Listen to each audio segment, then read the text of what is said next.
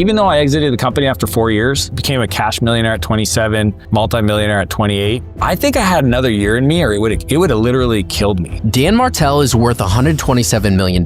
He coaches billionaires and invests in companies like Mr. Beast, and wrote the best-selling book, Buy Back Your Time, the go-to book for busy entrepreneurs. And what I always tell people is don't hire to add capacity, hire to free up your calendar. It's not to hire people to do the work, it's hire people to buy back your time. But Dan doesn't just teach this stuff, he actually lives it. In this interview, he breaks down his favorite frameworks for working less and scaling smarter, such as the drip matrix, and he shares about the 10-80-10 rule for delegation. 10% upfront is the ideation. But as soon as they ideated on the direction, and they would do the rest of the 80%, which is the execution side. And when you can do that, it breaks your brain for what's possible. Dan's methods won't just change how you work, but also how you think. The question has saved me more money in business than any other question ever I've asked. In this episode, I sit down with Dan and he shares the Buy Back Your Time framework that's helped thousands of entrepreneurs grow their businesses. He breaks down his favorite tactics he's learned from coaching and hanging out with billionaires like Richard Branson, and the exact tools and systems him and his team use daily, which we'll link to in the description below. Let's dive in. Can you just share some of your business journey over the last handful of years of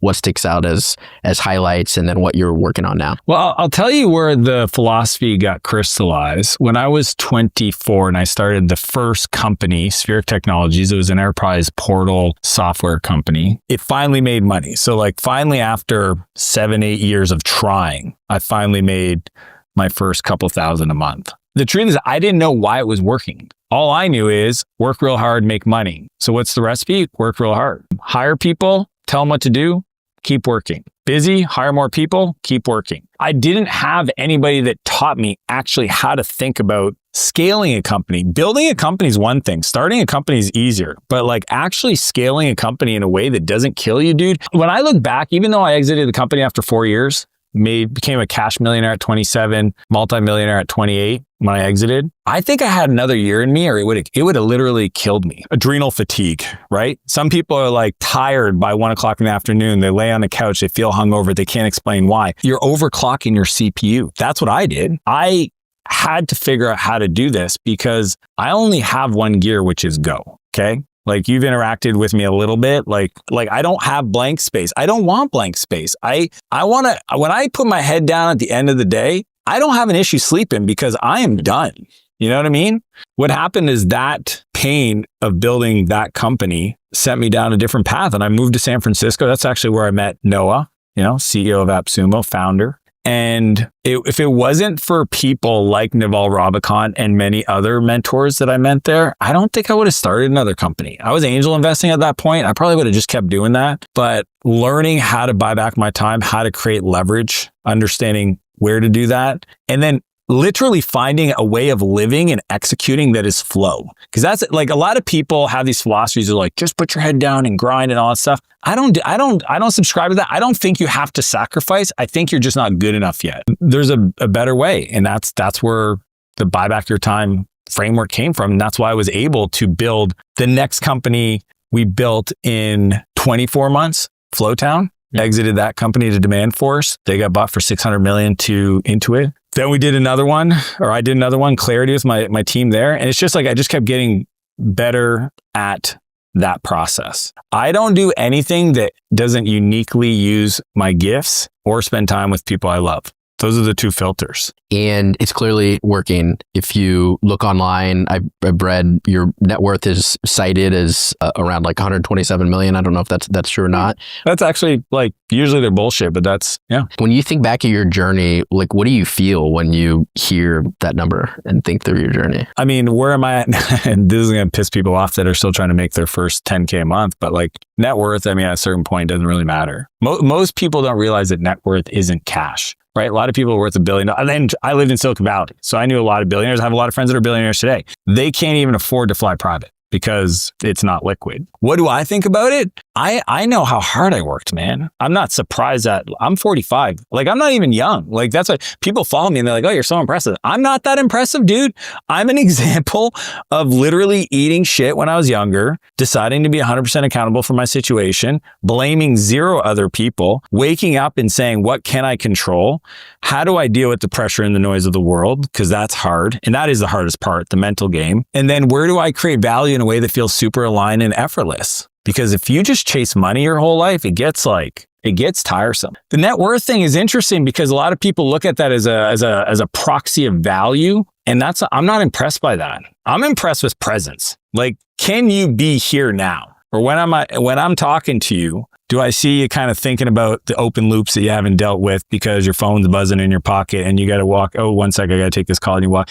Like, and we all know these people and they could have all the money in the world, but they don't have the thing that people that actually understand what I teach, which is the ability to be where their feet are at. How many people go to work and wish they were home, and then they're at home and they feel guilty? They feel like they should be at work. Dude, that's torture. Instead of just being honest with themselves and like, just be where you're at and don't worry about it. And this whole life of balance is just silly. Right. So, and you mentioned pain in your own life. I think that's a really good segue to talk about and make this really tactical for people watching this. Maybe they're a marketing agency owner or somebody who is just now growing their business. You make a really compelling argument about a mistake most entrepreneurs make around hiring for growth. And you say instead to hire to buy back your time. Can you explain like what you mean by that? And what does that principle look like? Most first-time seasoned entrepreneurs, honestly, when they feel overwhelmed, they go, I need to hire more people. And the challenge is that they hire people to do the work. If they're a logo designer, they go hire logo designers. If they're a programmer, they build custom apps, they go hire. If they're an agency owner, they go hire somebody to run the Facebook ads. The challenge is that you're going to essentially trade your time to pay somebody a high price to do the thing that you do well, probably better than the person you hired, that you kind of enjoy doing. And then you relegate yourself to doing all the other stuff you don't want to do that they don't know how to do, like scheduling, travel, buying stuff, running errands, conversations, like just managing people. And what I always tell people is don't hire to add capacity, hire to free up your calendar. And that's why it's not to hire people to do the work. It's hire people to buy back your time first and foremost, because first thing, it costs less. So if you look at like where on the value stack, or what I call the replacement ladder, you should hire, the first hire is an admin. Well, an admin's way cheaper than a Facebook ads specialist. They're cheaper than a salesperson. They're cheaper than a marketer. For most people, they'll learn with low stakes how to actually work with another person. Like, dude, most entrepreneurs are crazy. I'll put my hand up. Okay. We're wild. And if you don't learn to tame your wild when you interact with normal people that are very kind and just want to do a good job, but your wackiness and your lack of consistency and your lack, like whatever it is, man, when you hire up, like that's expensive mistakes. Those hours are way more expensive. So I always say, start low, get those things off your plate. For me, it's inbox and calendar. Like I don't manage my inbox. People brag about inbox zero. How about zero inbox? I don't do email. They're like, well, how do you communicate? Through my assistant. Well, how do you do that? A daily call. That's wild. I know. And something that I've experienced and felt, but I've never been able to label it in a framework, is the drip framework that you beautifully illustrate with the axis of what makes you money on the y-axis versus what, drains you versus gives you energy on the x-axis. Can you explain that? I remember in junior high, the first time, I had a dedicated math class, and it was like, the bell rings and it's a 60-minute class. It felt like 3 hours. And then after that class, I went directly into art class. So I went directly to art class and I loved art class. And the bell rings and I started drawing. All of a sudden, it felt like it was 12 minutes, but it was an hour. Time flew. So time is not linear. It's not created equally. The energy and belief you have about what you're doing affects everything, right? The perception of time, your energy. So for me, when I looked at how do I teach this to other people, the DRIP matrix, okay, which is an acronym, delegate. So first thing is all the stuff you gotta, honestly, it's the 3 Ds. It's do, delegate, or defer. So like some people, and delete, they just have to delete stuff. Then R is the replacement ladder. That's saying, okay, I have this business. How should I hire in what sequence that would be the least amount of money to buy back the most time? So I walk through that replacement ladder. As I said, the admin's level 1. Then we go to fulfillment or delivery. Then we go to marketing. Then we go to sales. Then we go to leadership. And that's the sequence, because the higher you go, the more it costs for labor. And it does buy you some time, but not a lot of time. An admin can literally buy you back 30 to 40 hours a week if you give them your inbox, because that's their to-do list. Your inbox is nothing more than a public to-do list of other people, strangers from the internet on your time. It's kind of wild when you think about what it is. And then invest is like, okay, I bought back this time. How do I invest it to get more money from my time, right? So that's the invest. And that's relationships, that's knowledge, that's skills, that's habits, that's mindset. To be able to say, okay, I bought back this time. I have an assistant now taking care of 3 hours a day, managing my inbox, running errands, all that stuff. Now, where do I invest my time to get better? Because that's how the market works, man. Whether you like it or not, if you don't like it, go find another country. But this is the country we live in, and this is how it works. You get rewarded financially for the value you create, which is the size of the problems you solve for people. If you don't solve big problems, go learn how to solve big problems. Then the last one is production, which is produce, which is do. You know, when I watch like Benny Blanco, the music guy, like, dude, he does the thing and only the thing that he can do. Tour with Ed Sheeran and say, let's write songs. And next thing you know, he's written literally the 25 top pop songs for Ed and other artists at the time over a 4-year window. He shouldn't be worrying about anything other than that produce quadrant. And I think most people have not done the work to sit back and actually ask themselves, where's the intersection of the thing I love to do, that the world values at the highest level, that I can monetize and get rewarded for it, and just really fight for that in your calendar. Things that make me create the most value and that just absolutely set me on fire with positivity. So the challenge with hiring an admin is most people don't know what to get them to do, right? They're like, hire them. They're like, they're not that busy. 5 hours a week is not enough. Your inbox has everything, but people that struggle with this, what I've done is I actually created like my own internal admin doc, 42 pages of everything. I'm talking preference files. I'm talking North Star principles. I'm talking templates for emails. If anybody wants that, Mitchell, for this audience, just find me on Instagram, Dan Martell, 2 L's of Martell on Instagram. Follow me, message me the word EA, executive assistant, Mitchell, so I know it's from here, and I'll send them the direct link to the Google Doc, my gift to them, because that'll give them the operating model for getting the most out of their executive assistant to really buy back the most time. I checked it out. It's really good, thorough. I also pulled it into ChatGPT and asked it, how do I start immediately using it? So it's super valuable. So cool. You read a lot and you do a lot of personal development. You said the number one thing people get wrong with personal development is having the self-awareness and to be able to look back and say, like, what am I actually doing? What am I actually learning? What I love about your framework is it makes it real. You're looking at your calendar and you're spending this time. One of the few aha moments I had recently just thinking through this for myself is not only do you want to buy back your time and expand the time, I also want to just expand the output. And so earlier this week, I had I exercise every day and I also do things with friends and I also host things at the sauna. And I've just started to combine those to have rather than meet a friend for coffee, we went on a run on the lake. And so same amount of time, but now there's 2 boxes in the investment quadrant or in the produce. Like, I love this. And I filmed a little like behind the scenes for my own like personal podcasts and channels.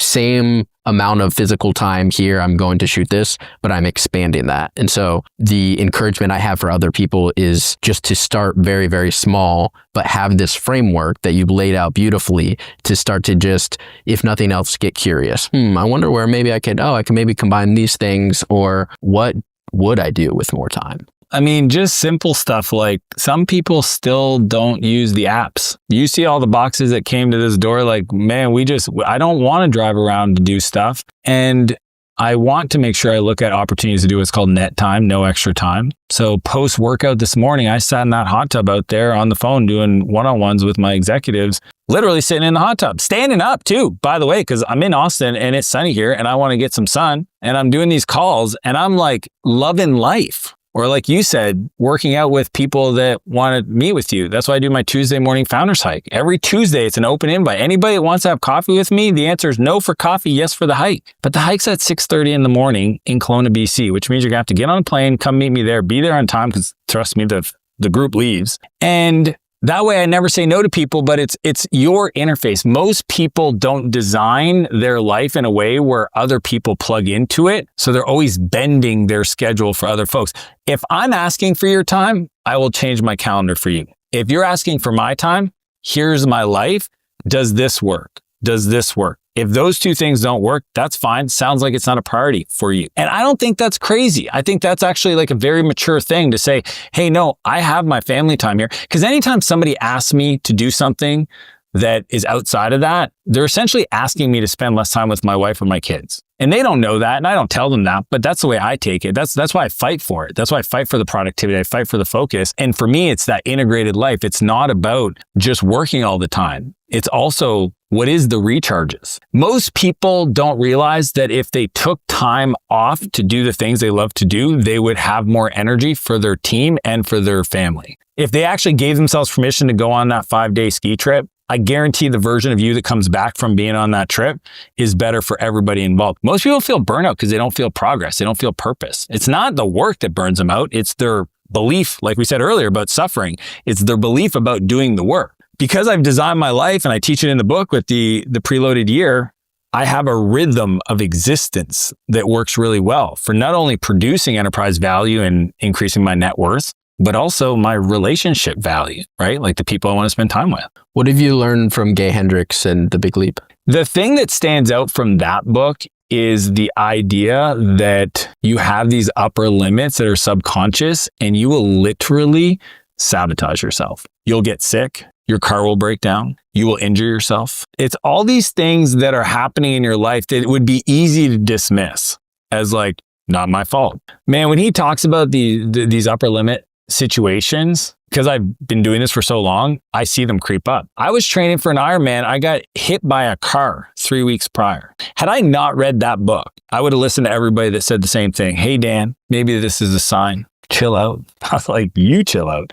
I'm not chilling out. That's a sign to me saying, do you really want it? Upper limit. How bad do you want it? You literally had your bike smashed. Custom bike sized for you, carbon fiber, broken during COVID where you couldn't buy a derailleur, let alone a replacement bike. Are you going to go and find that bike and retrain on it and be super uncomfortable? I mean, my hands went numb the whole time I was doing the race, but I showed up for the race. That's, to me, that lesson from that book was one of the most powerful ones that I continue to just kind of remember every time.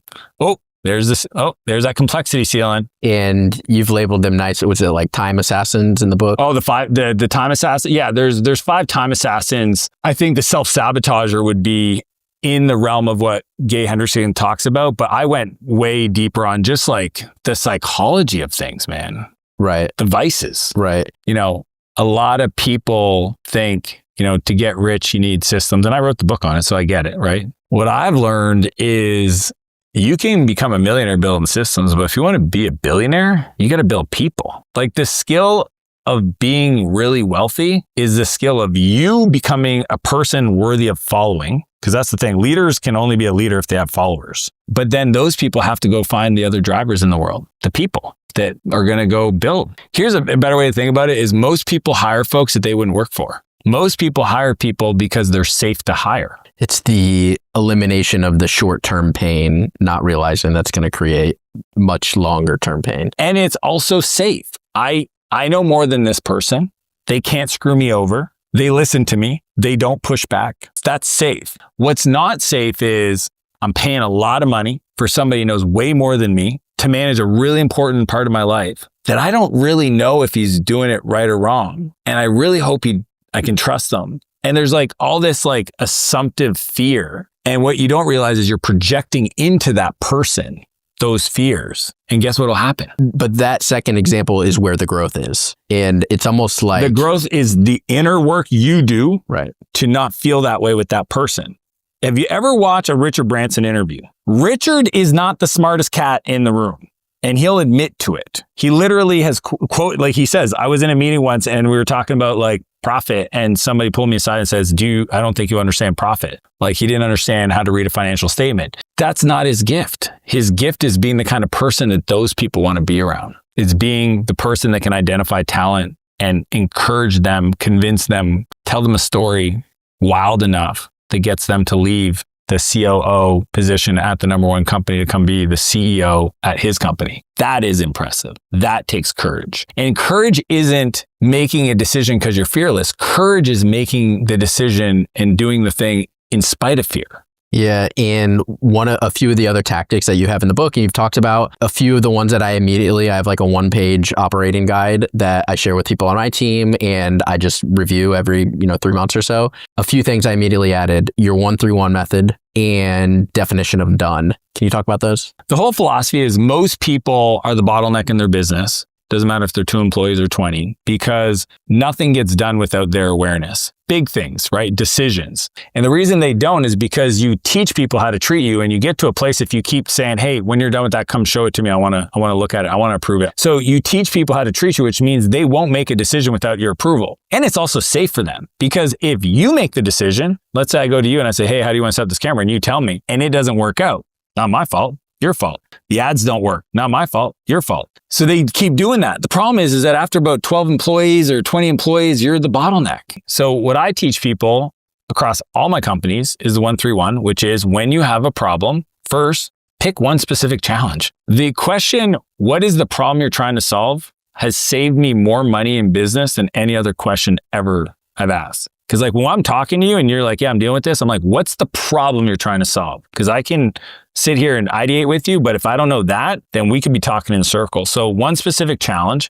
3 viable options that you've considered. That's the 3 part.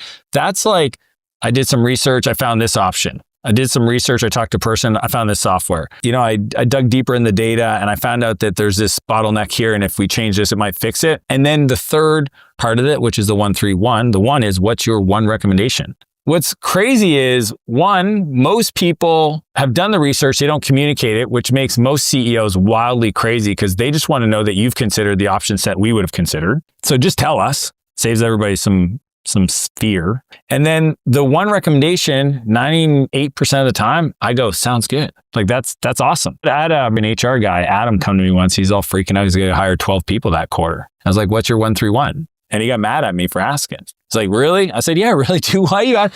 If you ask me what you should do, then you're asking me to do your job. How often do people hire folks and then do their job for them? My biggest philosophy, if you buy back your time, make sure it stays sold. Most people don't get that part. So I said, hey man, just come back tomorrow this time with your 1-3-1. Next morning, 10 a.m., text message, I'm good. I knew he would have been good. He just, again, people default to just that overwhelm. And the coolest part is this, if they help build the plan, like they came to you with the 1-3-1, they don't fight the plan. Again, people problems. Most people in business deal with people problems because they create a scenario where there's a people problem. Right. And it gives them the agency to figure it out and then just own it. Feels good being needed. Feels good putting out fires. Like, oh, I like you asking me for my advice. It feels great. Until you get to the day where you went on vacation and you came back and you made more money. The first time you feel that and realize it's possible, you can't ever unsee it. And it is a beautiful thing. And that's why I like the replacement ladder that I teach. We're talking 4 hires. If you can hire somebody that takes care of your calendar inbox so that information keeps routing,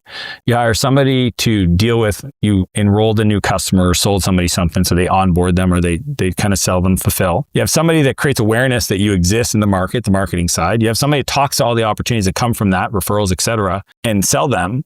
Then you can literally make money while you go to sleep because somebody else is there creating awareness, talking to people, bringing them into your world, fulfilling on the thing you sold. That's 4 hires. That's not 15. That's not 30. So I see these business owners and I go, look, I get you think that you're the only person that can clean the windows or mow the lawn or fix my roof or whatever. That's a limiting belief. Let me draw it out for you. And the faster you become an entrepreneur, not a low-paid employee within your business, because that's the truth. Most people are making less than they would if they worked at McDonald's for the amount of hours they work and what they make. The faster you'll get that mind freedom. And what's definition of done? The definition of done is one of those skills that I learned in agile development, which is when you request something from an engineer, developer, you create a user story. And the last part is you actually say what the feature will do. So if it's reset my password, it says I requested a reset and I get an email with a link and I click it and I can reset my password. It sounds silly, but you have to write that in there or the engineers will just be like, yeah, you can reset your password, but it's this weird 16-step thing. So most people never learn this. So when they delegate, they go, hey man, we need to update the website. That's what it sounds like. Mitchell, update the website. You're like, yep, got it. What does that mean? What's the success criteria? Like, how do I know it actually worked? So to me, the definition of done is is taking a second to ask myself, what is the success criteria I would use to check that this is done right? Okay, just like my bike getting put back together by somebody else, the success criteria, and there's a list. The definition of done is the brakes.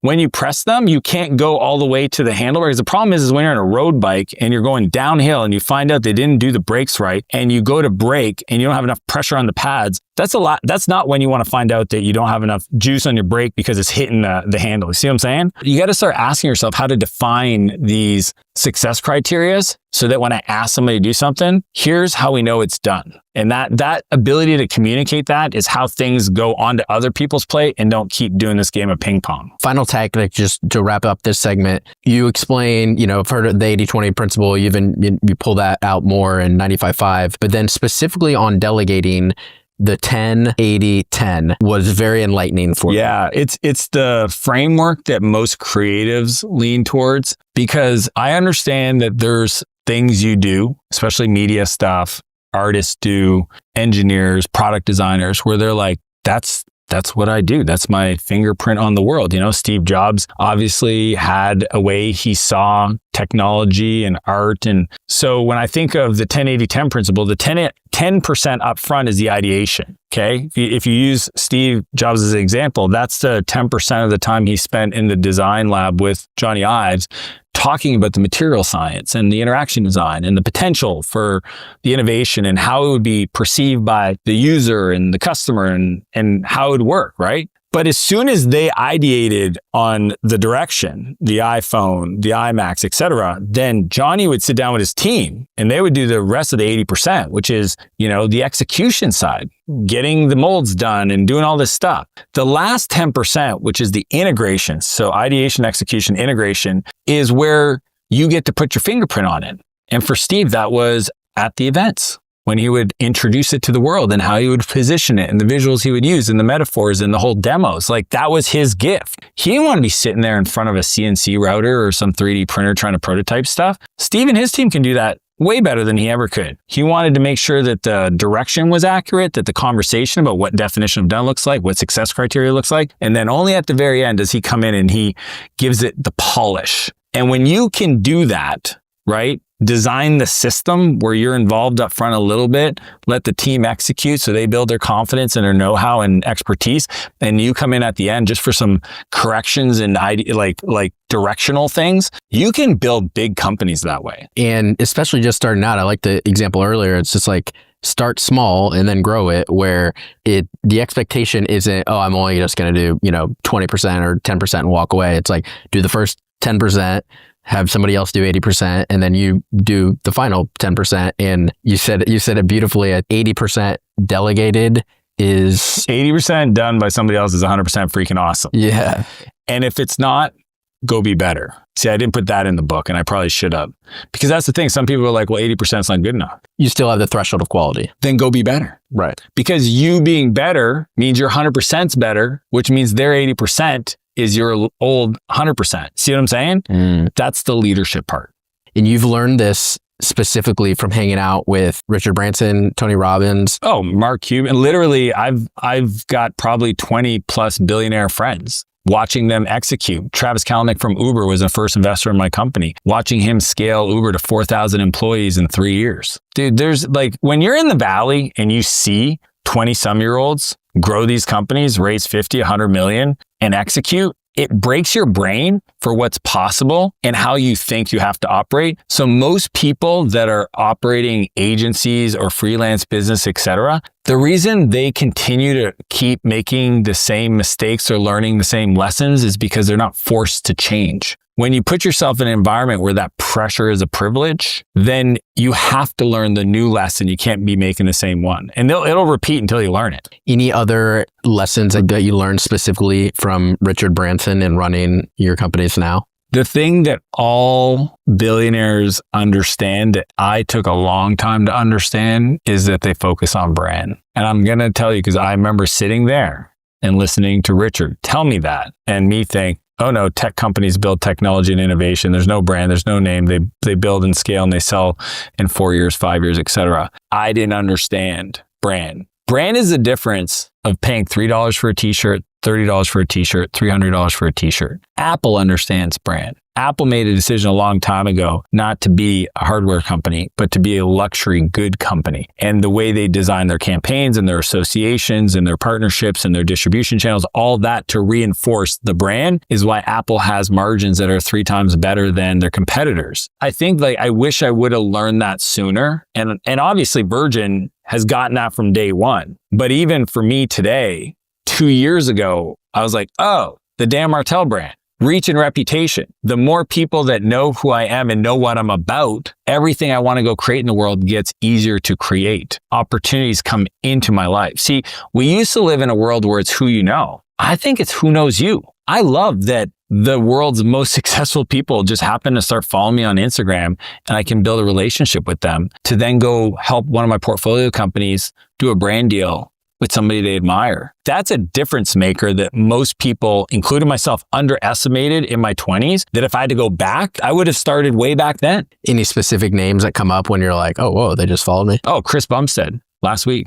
25 million people that follow him. He only follows like 500. He's Mr. Olympia. Like, as a guy that works out, he's our guy. And brand, you're doing that through media. I think I've heard you're going all in on AI and building Martell. Those are the two things. I think if you're asking me where you should make bets on, I don't know about anything else other than AI and personal brand. Okay? Because personal brand is something I get to take with me for the rest of my life. I'm not going to change my name. It doesn't matter if it's this company, next company, a future company, an investment deal, a partnership, whatever. Dan Martell's Dan Martell. AI is so wildly powerful and disruptive that what I've learned, especially for the billionaires out there, what they taught me, if you don't learn to disrupt yourself, you will be disrupted. Most people don't know this, but every company that you know of today, like a YouTube or a Facebook, started as something else. And it iterated itself into its business model until it couldn't, then kept innovating. Netflix used to do DVDs. Now it does online streaming and they're competing.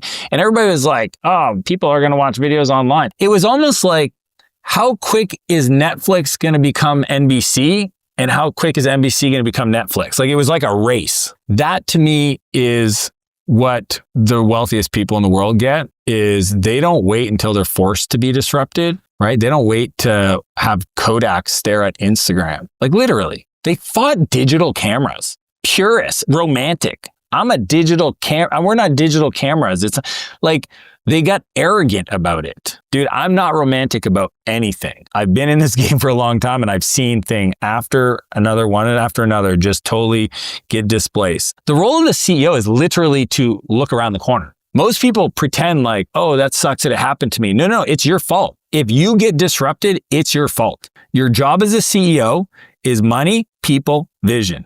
Vision and understanding. I'm here, I'm going there. Steve Jobs was world-class at this. No more Ethernet cables. Die.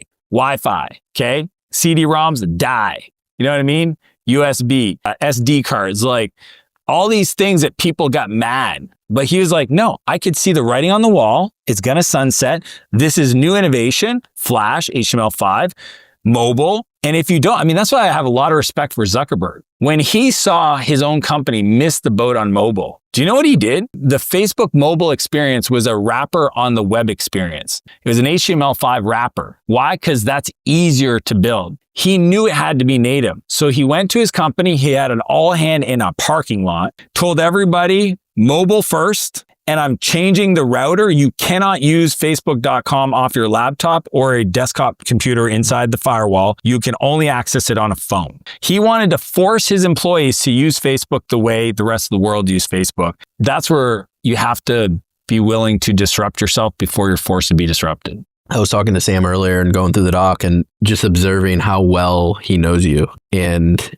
you're able to have these decisions made for you prior to even arriving here. Yeah, well, it comes down to continuity. People on your team being around long enough to know organizational knowledge. You know who actually taught me continuity?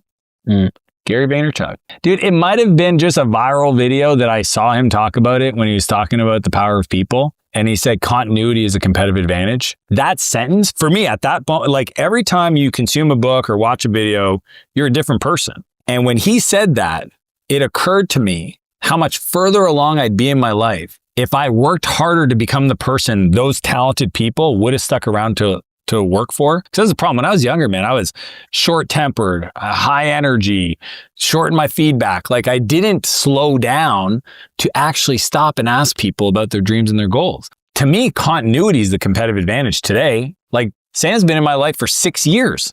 We had a conversation last week. I said, dude, I want to work with you for the rest of my life. What needs to be true? And he literally gave me a timeline of what he wants to accomplish in his life. And I said, awesome sauce. I will work with you to make all of that happen. Same thing with my executive assistant. Same thing with my house manager. Same thing with literally all my CEOs. Imagine if people just started having this conversation. I want to work with you for the rest of my life. What do we need to do together to make that happen? I'm willing to grow. You know, maybe there's some things you're willing to kind of jig around in your life. But if you can find a group of people that you vibe with, that you execute with, that you enjoy being with, that make you laugh and get shit done, dude, I don't know what is success more than that. And a big part of that is perhaps your own self-awareness. It's like, what do you vibe with?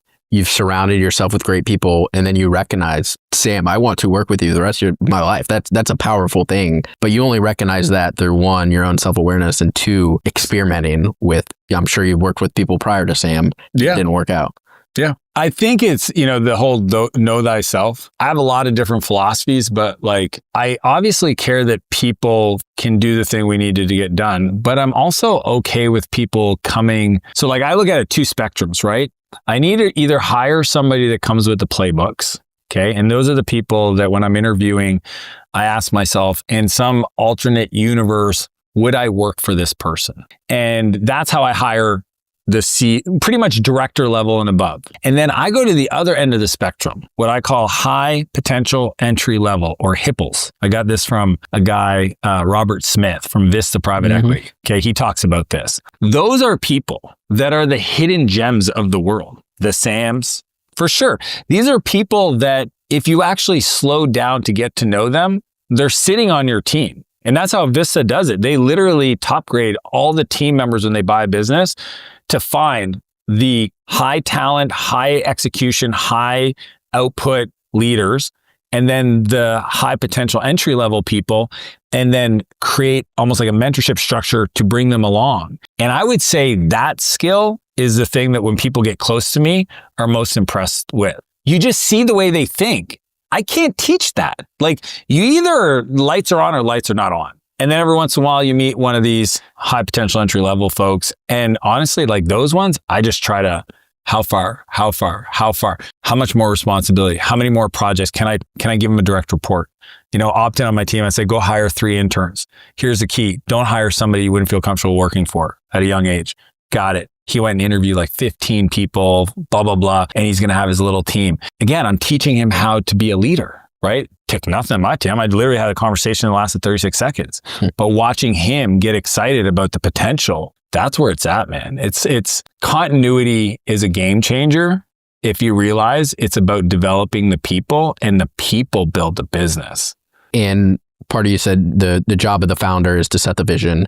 Your vision right now, you said you're very bullish on AI. What's your goal there? Oh, right now we're 3 months into a 33 months left, building $1 billion of enterprise value, and on track. No concerns. Numbers are panning out. Team's been built. Office has been built. That's the fanciest office I ever built. I don't know why we kind of got crazy on the budget there, but yeah, I mean, when I decide to do stuff, if anybody follows me, I attack it with it's almost like obnoxious. Like I'm maniacal. But again, time and energy. I looked at my calendar. I said, okay, 80% of the stuff I'm doing in 12 months can't be there. Sat down with my assistant, color coded everything. And this is how I do it, because I'm not that smart. I have a few things I do really well, but like when people say like IQ, other people are way smarter than me. I try to design simple. I think that's why people resonate with my framework. So anybody can do this. You look at your calendar and you say, okay, some things are low value, higher value, highest value. Okay. When I decided to build Martell Ventures, my AI venture studio, I just started color coding things. That's the highest value, meaning that I need to spend more time there. I know in 12 months, it needs to be most of my time. Maybe right now, when I started that process 4 months ago, it was only 10% of my time. But then we would just look at the calendar through that color coding and then just slowly okay, I got to swap this. I got to cancel that. I got to renegotiate this commit. Bum, bum, bum. I got to hire this person, grab all this stuff, give it to them. And that's all I did. So now 70% of my calendar is just Martell Ventures working, building AI. If someone were to shadow you for a week, say, what do you think they'd be most surprised about? The level of output. If something's in my calendar, I don't cancel. That's one thing I see a lot of high potential, like really honestly high level people, they're wishy-washy with their calendar. They're not committed. To me, if I go through the effort of filtering, negotiating, getting something on the calendar, I show up. Now it's hard to get there, but if it's there, it happens no matter what. If I don't feel like it, I don't care. And it's not fair to them to do anything other than be here now. They would see the level of my heart. It's way bigger than whatever Sam puts on the internet. And I know that. I care at a level that is almost ridiculous. The things I'll do in the middle of my day to stop, to go talk to somebody, to bless somebody, to serve somebody, to randomly call somebody, like FaceTime. Yesterday, some guy randomly posted on Instagram that he saw me driving by in Austin. FaceTime. You know what I mean? I called him 17 times in a row as I was sitting there having coffee because I just wanted to talk to him to tell him I appreciate because he was with his son. And he's like, oh, look at that car. And then he's like, oh, geez, that. And then he saw me driving the car. So I was just like, I want to talk to your son. I want him to know I'm a real person. And I think if somebody shadowed me for a week, they would see that at a higher level.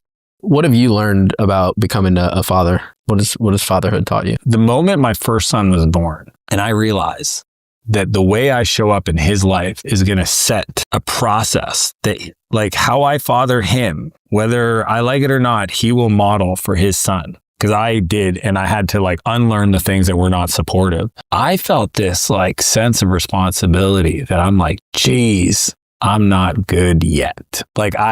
My kids have made me a better person. I continuously get feedback from them. That's my favorite thing I do. I literally ask them once a month, how can I be a better dad for you?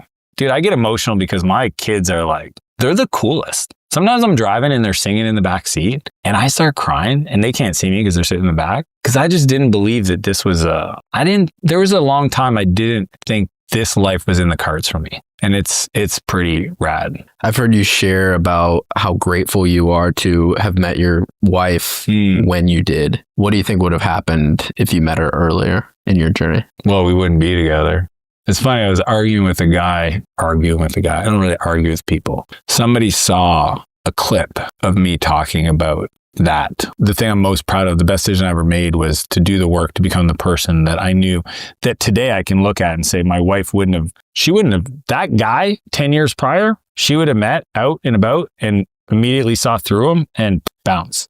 She's a freaking angel, dude. My wife is the coolest woman, period. Renee is so fun. She's adventurous, feminine, beautiful, athletic, entrepreneurial, family oriented. Dude, by default, I'm very you know what I mean?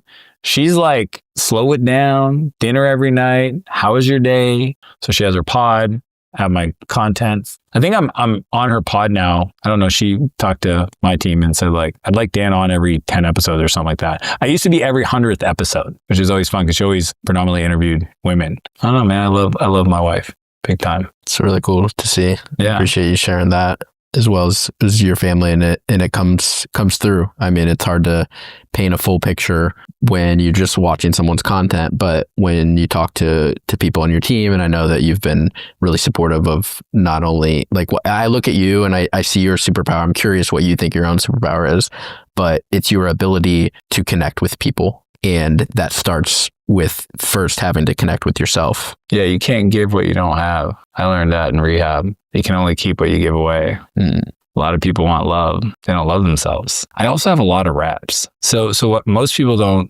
wouldn't know is when I was in rehab for 11 months, every cleanup that happened after breakfast, lunch, and dinner, they paired us with another resident. And every cleanup, you shared your story or you heard their story, their life story. And the philosophy was the more you share your story, the more it reduces the sting, the more you pull out the venom. Let's say while I was there for 11 months, there was 350 residents come and go. And I was there for 11 months. So that's a lot of days. That's 300 days times 3. That's 1,000 people that I've got to know them, hear their story, or I got the chance to share my story and really the understanding of what happened to me and what I believed about it. So you like take that and I come into business life and I'm sitting in a board meeting, I'm watching a guy and he's saying this and I'm like looking him in the eyes and I can read him like an x-ray machine. And he's like trying to do something shady and I see it. And I also grew up on the street. So like, I have a lot of sixth sense about things. If that's my superpower, I know for sure where it came from. But I think that's kind of how it works for everybody. The thing you went through that hurt you the most is actually your biggest gift. Everybody's like, hey, Dan, how do you find your purpose? I could tell you probably don't want to know. And they go, well, what is it? And I said, it sits right next to the worst thing that we've ever gone through.